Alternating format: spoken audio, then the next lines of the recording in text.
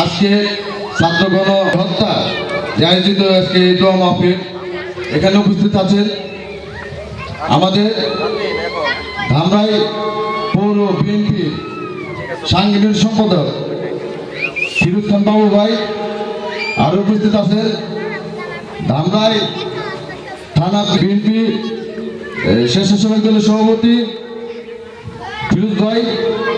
এখানে আমাদের প্রিয় আকর্ষণভাবে উপস্থিত আছে আমাদের ঢাকা জেলা সাধারণ সম্পাদক স্বেচ্ছাসেবক দলের মোহন ভাই, আর আছে সুজন ভাই।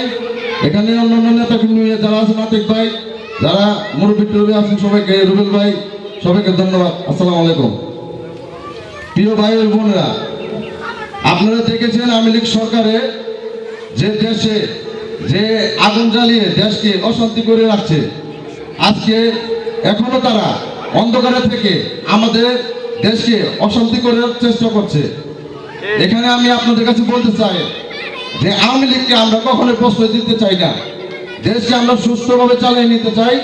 আমাদের যারা এখানে নেতৃবৃন্দ আছে, যারা জেলা আমাদের আকর্ষণভাবে আসাদুজ্জামান মোহন ভাইকে একটি কথা বলতে চাই যে ধামরাইকে স্বেচ্ছাসেবক দলকে শক্তিশালী করার জন্য আপনাকে অনুরোধ করা হলো।